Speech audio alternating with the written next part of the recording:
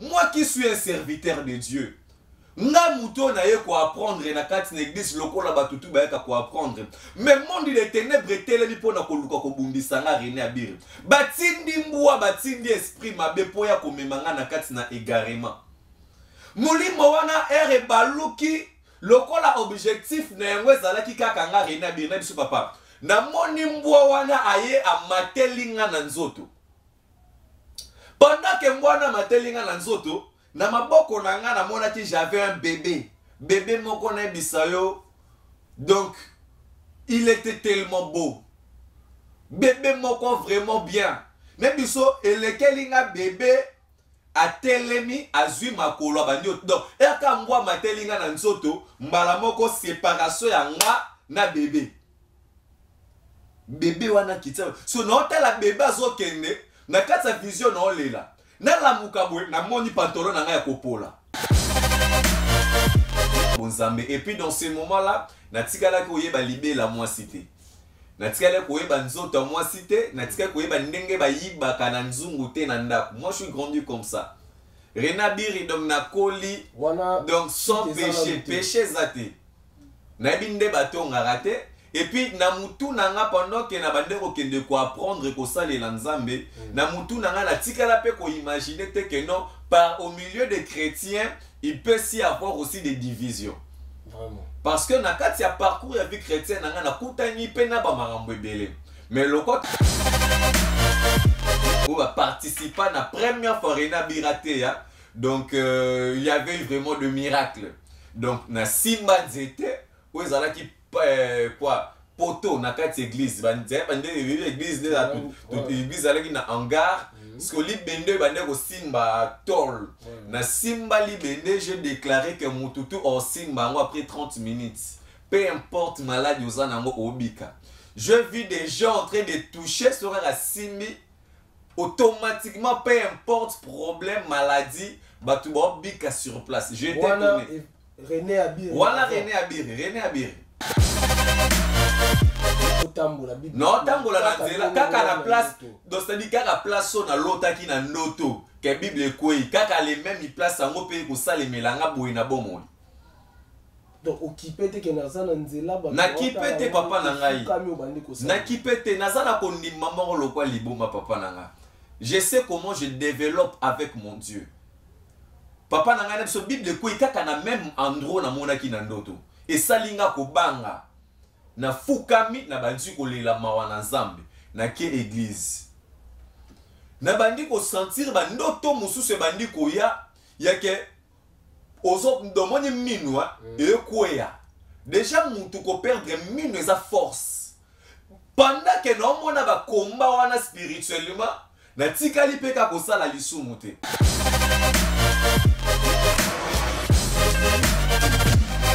Et ça vous a mingi na koyeba ke bovandi devant ba téléphone devant ba télévision na bino pona kolanda émission na bino micro des stars eza émission moko généraliste oyo eto beta ba masolo ya ba makambo ebele. Lelo j'ai le réel plaisir ya mela bino l'homme de Dieu René Abir o to ko kabola na ye moi li solo moko oyo eza vraiment important et sengi bino bolanda. Boyeba, René Abir Yazanani. Monsieur René Abir, bonjour. Voilà, bonjour Nayo. Et puis bonjour aussi Nabaye, surtout Bazali Kota Labiso, partout dans le monde. Là, je profite de l'occasion de saluer vraiment Yangai, vraiment Batika Kangaite. Ya Willy Moucheni, Code Yamboka, Bambo Théâtre aussi Kazali. Gabi Lopoke, Malcolm X. Donc, bon retour à toi à Kinshasa. Et puis, merci beaucoup aussi à ma maman chérie, maman Paola Schengen, Kilo à Londres. Merci beaucoup à Grace Lumingo depuis les États-Unis d'Amérique. Cornelia Doussi, Givenchy, Atembe, Dani Bokombe Tsunami, Baza tellement ébélé. Donc, Coco Madera aussi, Bambo Théâtre aussi Kazali. Donc, je suis là, René Abiri, l'évangéliste. Pour répondre donc à ma question et surtout de parler de la part du Seigneur. Merci beaucoup à l'évangéliste René Abir. Avant de commencer, il s'appelle Mote, le prophète Josué Ndende, le prophète Jérémie Bissika Bouzouami. Ah, tout ça comme on a René Abir. Évangéliste René Abir. René Abiri toyeba yazaki mutu moko ba polémique. René Abiri azalaki insupportable na ba réseaux sociaux. René Abiri azalaki mutu moko boye donc soko akoti kotoleka na nzela na ye crash sur crash. Mais le l'autre monde a René Abiri, homme de Dieu. Ben, bien sûr, les changements. Vous savez, René Abiri, je suis le fils spirituel à mon papa qui est là vivant, le révérend docteur Meshak Mukoko. Et René Abiri, tant on a pengwaki, tant on a koti na kati na ba makambu moko boye ozali kopé sanza meloko muté. Vous savez, le péché m'avait vraiment retenu. De la manière à ce que atako batu boya pour noter un évangile pour nazonga na nzela. Tu sais qu'il y a comment qui ont douté na bango. Voilà, il y a moi un évangéliste. Donc il y a tous moi si na likambo na tous vraiment moi si. René Abiri. Les sous nini oyo et benda ki yo penza. Pour te yebaki René Abiri azalaki akoti bisiko to ya ko kuta yo wana mais lelo to moni so René Abiri azongi na makambo nzambi. Et loko nini salaki shit na yo na moment wana. Bon. Vous savez, nous avons salarié là, surtout dans Ngonga na épée na ton na frère.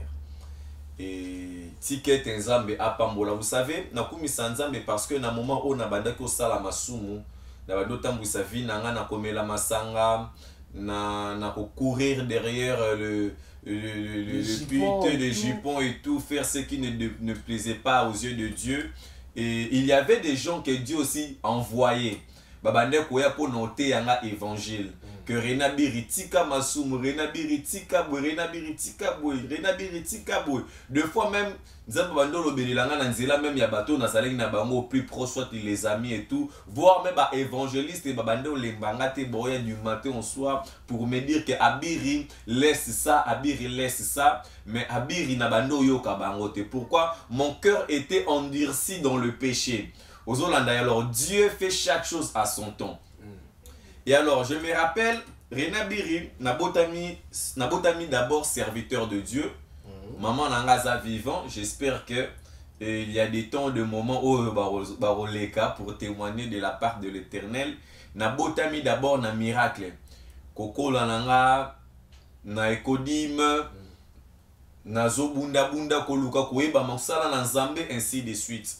Et quoi arriver, tant qu'on a eu conscience, il y a que il me faut si qu'on a sali l'anzambe, na banda qui d'abord premièrement pour sali l'anzambe na niveau na intercession, na niveau ya église ACK, kolongwa na église ACK, na eko kolande la siko enseignement, place au baki ko zwanga siko na formation, et pas les révérends docteur Meshak Mukoko na niveau ya bandal, pembeni ya Aurélis donc na quartier Lingwala. Pene ya couloir Madiankoko. Donc avenue Volcan. Wane zalaki église ya maman la prophétesse Bibiche, la prophétesse Bibiche. Donc si je ne me trompe pas, donc maman Nabiso Mosakoli, donc le pasteur docteur Meshak qui était pasteur na katia église kombo nango zalaki Memos. Donc on est à église oyoyo obandaki nango. Église off de manaye na kotisko pon dona bandasko ko sali lanzambe. Là j'étais encore nul. Et puis dans ce moment-là, natikala koyeba libé la moi cité. Natikala koyeba nzoto moi cité, natikala koyeba ndenge ba yiba kana nzungu te na ndako. Moi je suis grandi comme ça. René Abiri donc na koli, donc sans péché, péché zate. Na binde bato ngaraté et puis na mutu nanga pendant que na bande ko kende ko apprendre ko sala la nzambe, na mutu nanga natikala pe ko imaginer te que non par au milieu des chrétiens il peut s'y avoir aussi des divisions. Vraiment. Parce que na kati ya parcours ya vie chrétienne na kutani pe na ba marambo ebele. Mais le quoi tu parler sur les soumou, et alors non mais un peu quoi avancer aussi un peu vite. Et comme ça là que René Abiri servait Dieu non ça les lanzambe to kota formation, il y a théologie, on était au nombre de plusieurs personnes. Et alors on a plusieurs personnes aux ala qui on a ebele pe ba katanagi nanzela. Et alors, moi, René Abiri, j'étais persévérant. Il y avait aujourd'hui là, il est pasteur Timothée. Persévérance, non, il a déjà kala. Ebanda kala. Pour te dire que René Abiri, il a polémique, il a toujours persévérant. Persévérant, la carte sa polémique. C'est-à-dire que Donc, au bout qui na persévérance. Persévérance. Voilà. Okay. Sinon, ça me fait vraiment mal. Kolobeli là vraiment marambo. Vous savez, c'est-à-dire que tu persévéras qui. Tu as qui vraiment mon nom vraiment comme moukier. Et alors c'était devant l'église. Il nous fallait maintenant te prouver de quoi est-ce que tu peux apprendre dans ta formation théologique. Je me rappelle ces jours-là, tu as qui tellement ébélé pour écouter de la part de l'Éternel. Tu as les cas qui mais à mon tour, René Abiri, c'était une autre chose. Donc les choses que je suis en train de parler, tu as vivant, ou participer à la première fois René Abiri. Donc il y avait vraiment de miracles.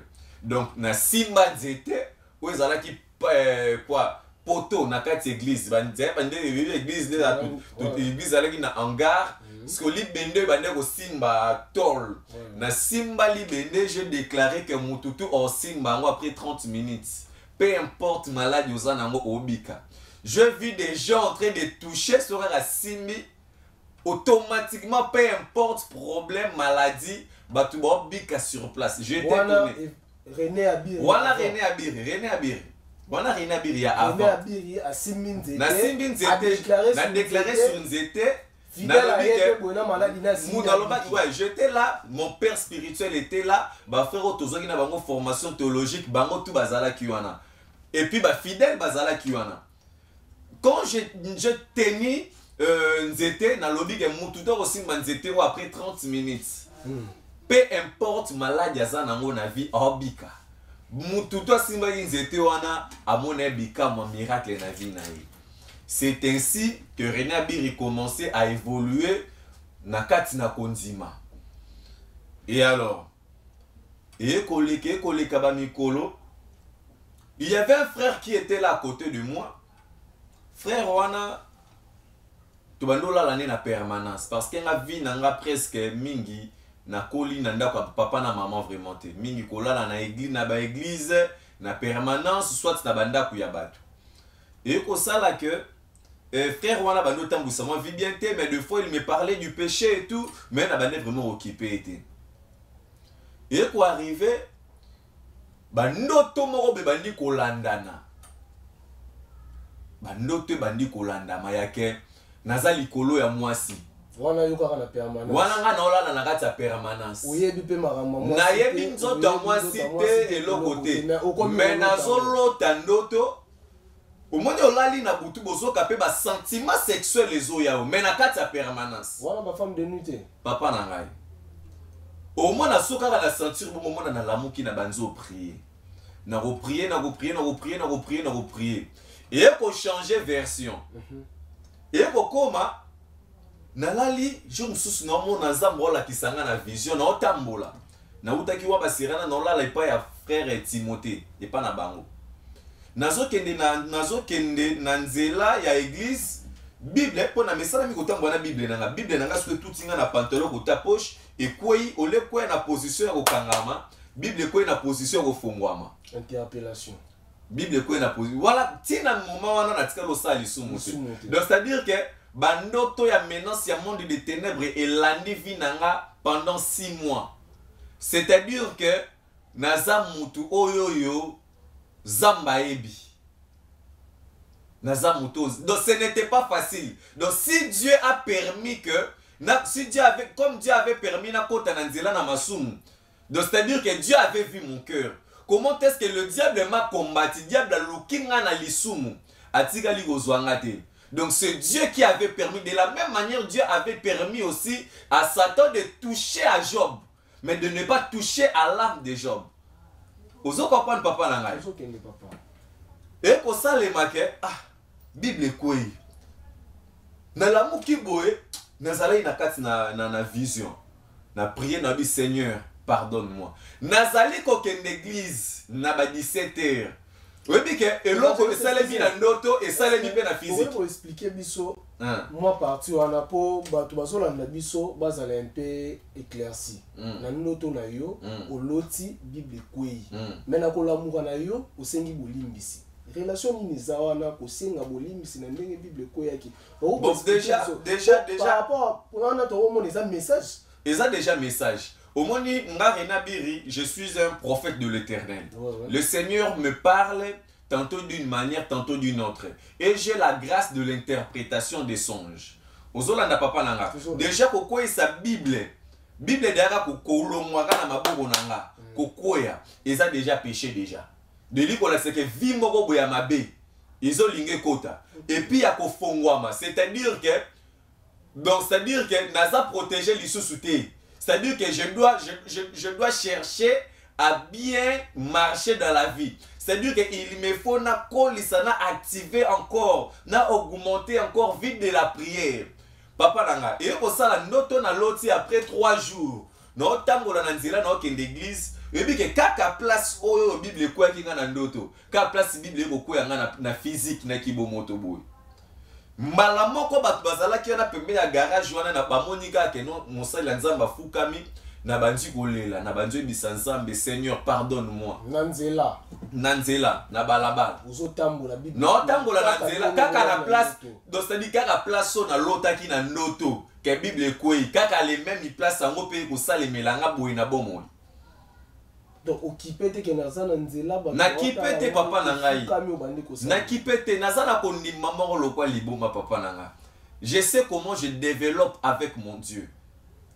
Papa na ngai na biso Bible kwei kaka na même endroit na mona ki na ndoto et salinga ko banga na fukami na bandi kolela mawa na Nzambe na ke église na bandi ko sentir ba ndoto mususu bandi ko ya ke ozo domoni minwa e kwea déjà mutu ko perdre minu eza force pendant que no mona ba komba wana spirituellement na tikali peka ko sala lisumu te. Voilà pourquoi non persévérer ka toujours. Voilà pourquoi diable pour alonga yo aolinga d'abord premièrement abandonnant nous d'abord kolongo d'abord na molimo na esprit. Aussi longtemps na esprit Dieu n'avait pas encore accordé au Satan de toucher ma vie. Diable bando ko kolonga ngai kati. Na biso na lali na lota ndoto ba la kisanga minu ekwea. Minu ezali force les dents, eza force spirituelle. Na mona minu ekwea nga. Na lamuki na Seigneur encore na Nzambe, Seigneur donne-moi la force. Papa, na persévérer na mata ba retraite. Pendant tout ce temps-là, nous subir ba combat satanique. Voilà pourquoi quand vous êtes un serviteur de Dieu, vous souffrez de tels genres de visions. Bien-aimé, mona papa no ya molimo. Ce qui a sola zali pe serviteur de Dieu, akoyeba na orienter yo. Parce que ba biso toza bato tozali appelé à ne pas vivre dans le péché. Nous sommes différents. Kolanda te pozomo na musali ya Nzambe mususu wana kuna azomela masanga osala masumu yo pe olobi tenga pe na mela et ko sala eloko te musali ya Nzambe te. Il y a des serviteurs de Dieu bazali appelés à ne même pas se marier dans la vie. Bazali. Donc tu es en plein à l'église. Bazali appelé à ne pas mettre au monde. Bazali. Au confirmer bisson. Nasoy bisson bazali. Je parle avec Dieu papa langa. Bamakambo na zolo bano il faut zala muto zala na contact à tout moment na Saint-Esprit. Na quoi avancer s'il vous plaît. Avancer papa. Et ko sala ke na kolala lisusu na kolota encore ndoto nazotambola na wenza mola parce que ba période wana na bandote na wenza mola batu na wenza mola ba yebi na priela mutaliboma na wenza mola abika sur place. Maman mora te karamikate na wenza mola ouais il y a une maman ouais maman moko mwana na ye ba lesa mwana kindoki bayana mwana sur place mwana suki bakati mwana ba démon prière sur place mwana mona loboko na Nzambe mutu babwakeli mbasu mama wana uti soki masina ya koteka na wenza mola ayeka ka bandabwe moto lokole bandi ko vimba. Et ça dit que le serviteur de Dieu Rena Bir na banda ko leka pona kende na radio sur place mama wana abika. Ce qu'on a l'autre est-ce qu'on a vision na mona na zoya mbule beta ki jour ango. No tambola na nzela ba Bible tout tinga ka na lokolo e kwei lisusu. Ce que e kwei na position lisusu yoko fongwama. Poto ya mabele ya salite ya utala nga wenzeze zala poto ya mabele e kangi sikoyo ba papier ya Bible. Ce qu'on a vu sur la Bible, na bandisko ko pangusango na pasi na motema na elamba na lataki.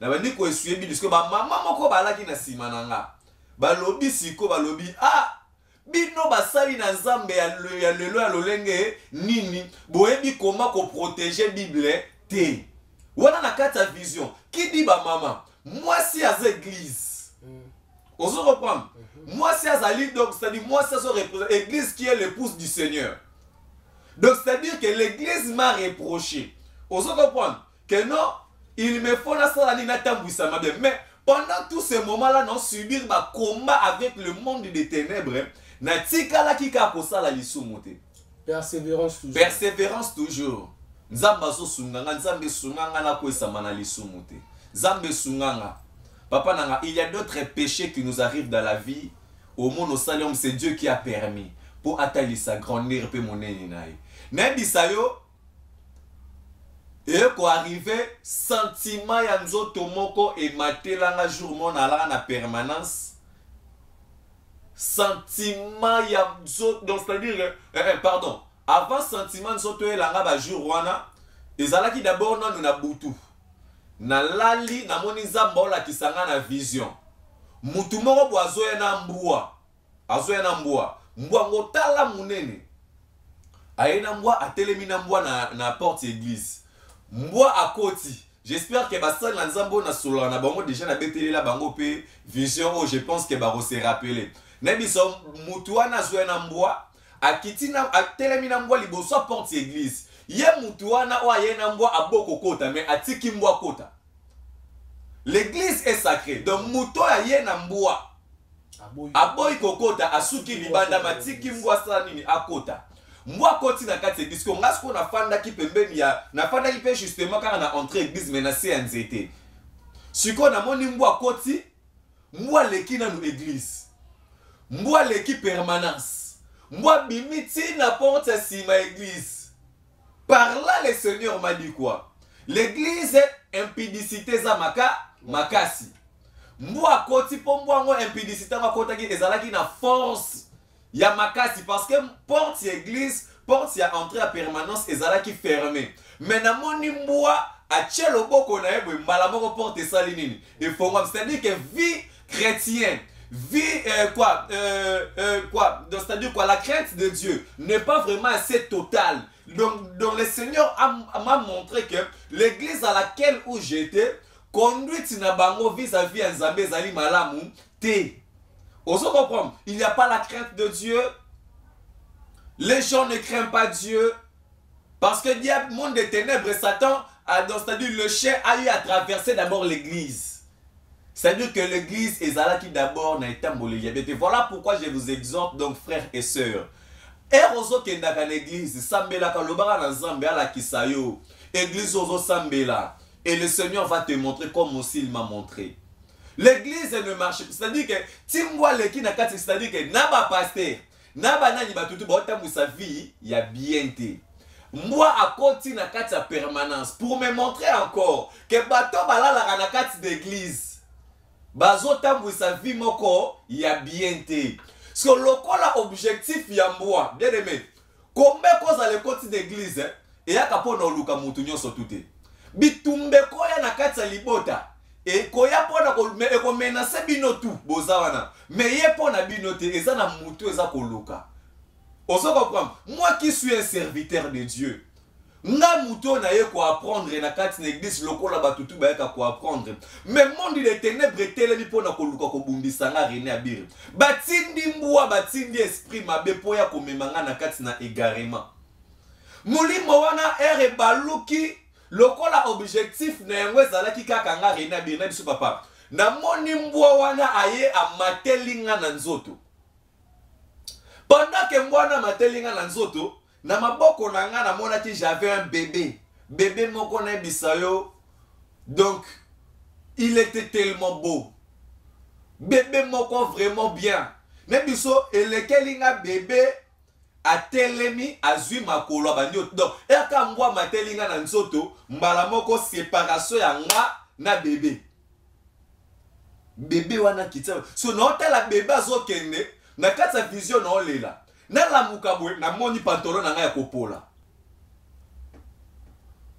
na bimisi ba super menanga libanda na moni ba superbe wana na kibomoto na kibomoto boy de makambo notre solo bano awa et c'est traversé na niveau spiritualité et apparaître siko na ndenge siko mbwata mbwa matelinga dans la moni bébé abandi otambola bébé banzo kitana se bébé kitina se bébé banzo kende bébé vraiment bimi na porte église non mon bébé ndazo kende mbwa siko matelinga pourquoi donc c'est à dire quoi. On ne mélange pas les ténèbres et la lumière. On ne mélange pas la sanctification et le péché. Quand tu crains Dieu, il faut aussi craindre Dieu. Donc, c'est-à-dire quoi? L'issue continue à vivre d'abord à niveau spiritualité. Parce que le diable savait que et j'ai compris que c'est le Seigneur qui lui avait permis. Ozo reprendre. L'issue continue à vivre dans bongo. Na moni na lamu kibo na kibomoto. Natala bina moni pantalon non ki soni sikoyo yo bima na kati ya bureau ya pa na milobi na bi na lali na kati ya bureau ya pasteur mais monde des ténèbres quand tu pona ko menacer nga ne place na ko comprendre que non ko banga nzambe to pe ko salela nzambe c'est dans ton intérieur. L'église c'est juste au cas où sali komona. Oso comprendre. L'église c'est juste au cas où. Donc le vrai église qu'on doit protéger c'est notre cœur. Naibisayo papa et ko sala ke non na moni pantalon bon na ki soni na sali effort na bima ki na zui chasser na cheli boso pour na luka moyen na bokende na changer pantalon. Et ko sala na butu na yango sikoyo. Naibiso papa posa ya nzoto moko e matingai na niveau moko okoki ko imaginer te. Posa ya nzoto e mati. Donc depuis na botama, pouvez-vous imaginer, c'était ma première fois aussi na bimisa ba superbe. Na kati na permanence. Na donc c'est après savoir ko lota ndoto ndena ko mona yango et alors na butu non ki posa e matinga makasi. Papa nanga. Na comprendre te na se diriger tina banzela oto lekaka oto monaka ke bandumba bazalaka et tout na ko se diriger vers là. Et alors ndumba o na kushaki na ye le première fois na vie nanga après avoir ko finir ko coucher na ye nzamba limbisanga vraiment na lakela ke mabe na yo mto kende ko luka ngam na kende ko luka ndumba wana na lakela ki ndumba na mabe pourquoi parce que na nzela na ende lisumu e yaki ko s'accomplir na vie nanga na nzela ya ndumba wana na lakela ke mabe na zonga ki l'église lobi na ngona tongo batenga siko na programme a rotea papa nanga na telemi na cher na banzo tea pour d'habitude na zalaka so na banzo tea so na betika 3 pas en arrière no tongo lobo na santa ke lobo moko yaka na santa ke lobo moko yaka bonzambe ya bandela place wana na zalaka so na tea na cher so na betika 3 pas en arrière na tombolika loboko boy na yoka ke loko moko yaka j'ai fait l'appel non wana eza ba dimension wana bonzambe so na tombolika loboko ere kitabwe peu importe problème ozala na ona vie sera que simbio solution sko na chendenge na chaka wana po na contact wana ya na biso molimo yete na biso j'étais vraiment abattu nazoteya nazali ko s'efforcer batu bamonaka ke mutu azoteya tei bien mais au-dedans de moi je savais que non. Voilà pourquoi la chair est chère, bah ça tout cherté. Et puis c'est pas donné à tout le monde d'imposer les mains sur les gens. Vous voyez? Donc tu comprends bien, place où on a payé ceux qui paient bah ticket la go service moi on a imposé bah beaucoup donc tout la ligne na pesa ni la ligne na transmettre parce que et loko la ligne na transmettre et était c'est-à-dire que je c'est-à-dire na perdre yango déjà donc obimana chel wana de na bimagi na wana kobimana chel wana to bimina chel na niveau ya bomoto. Or na niveau déjà ya esprit il y a quelque chose qui a été déjà fait. On se comprend. Donc il y a déjà un accouplement qui a été fait déjà au niveau spirituel. Voilà pourquoi j'aimerais exhorter donc mes frères bien-aimés dans les seigneurs, sœurs, serviteurs de Dieu, frères, ne négligez pas les songes. Ne négligez pas les songes. Si vous avez vu ou soit vous vous retrouvez aussi dans de telles choses, dans de tels genres de rêves, Gumba mabolongo na yo prier. Mais si cela, Dieu a permis que cela puisse m'arriver, nga René Abiri, c'est pour que sa parole puisse s'accomplir.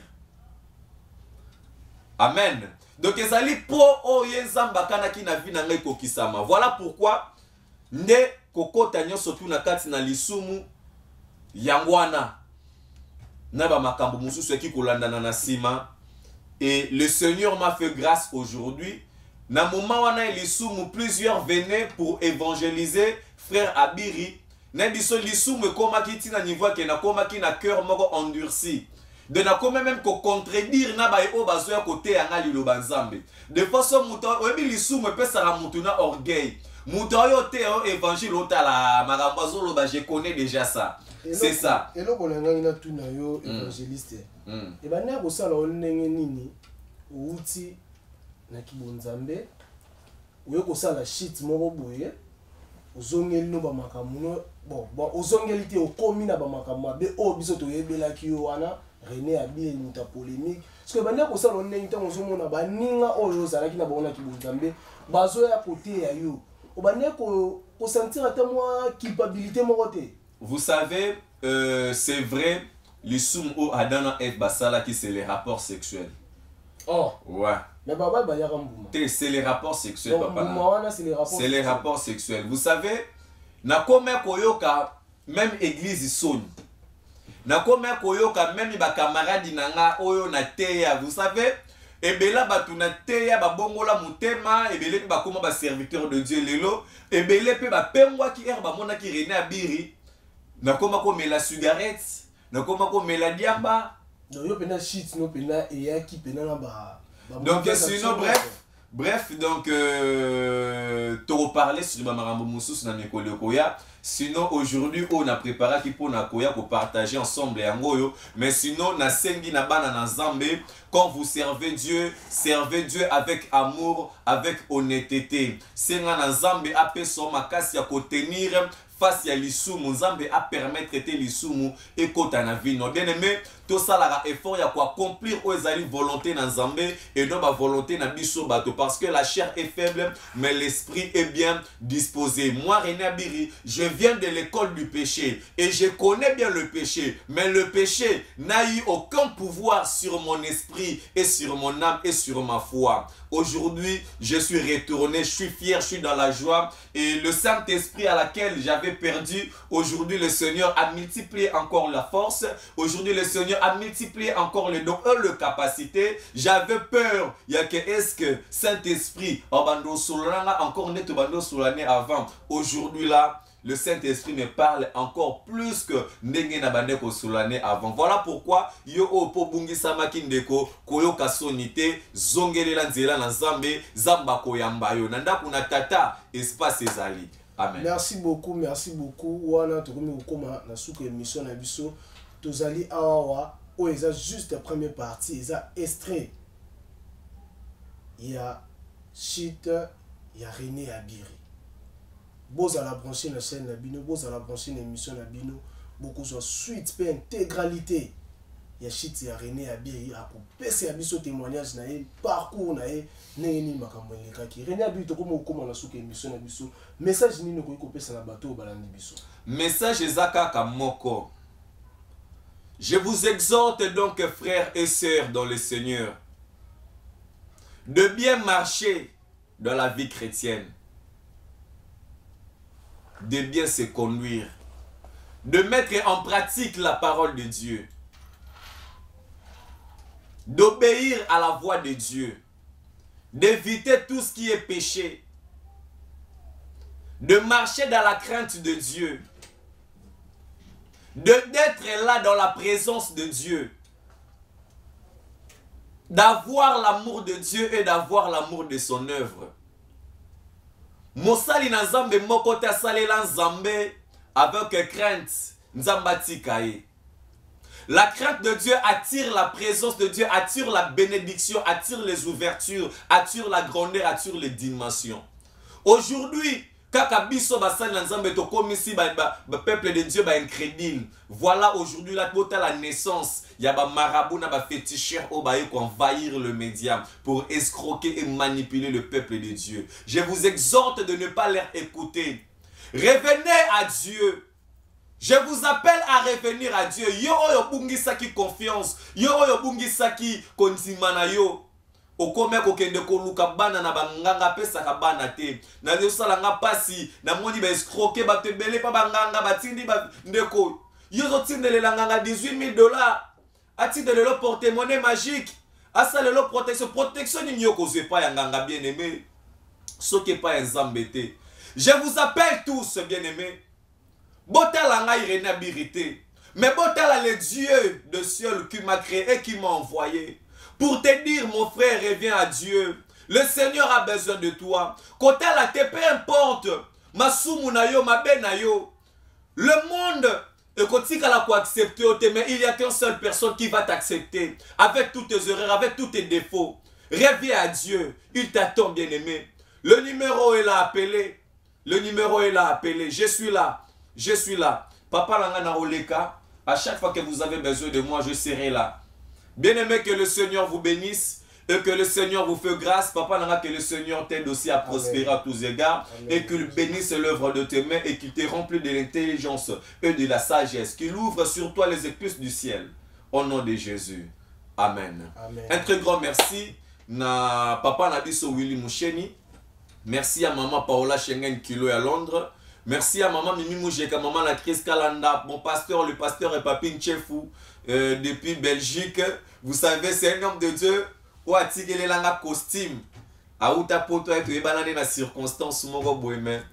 Manteau a tigé langa, je comprends que ce n'était pas un manteau n'importe quel. Que Dieu vous bénisse là où vous êtes. Merci. Il y a beaucoup de témoignages. Wana bouté kolanda témoignage ya évangéliste on a message obenga na ba titre ebele évangéliste révérend général archbishop René Abiri restez branché toza wana tokobanda ko benga e mettre fois aya abana ko pesa la biso témoignage na epo bino ba bozala pour landa biso bozala édifier hein balobi mikolo ezali ko kende Yesu Christo aza kozonga hein mon réalisateur Israël Play balobi bongamba Yesu azali kozonga tika mabumu balobi Nzambe azali kozonga. Là je profite pour dire un grand merci d'abord au lieu soba soutenir kangai de pro ou de loin voilà azali comme on staff check ready amisi champion grâce bambote belé mon habillard de luxe Rissel mode tine bomo na tonton na bino tonton easy azala chic boisa grâce à Rissel mode. Bah merci ebele, je dis un grand merci à Madame Laurette Kongolo, Bisika Azwami, Tokuta Lambalasima, au revoir.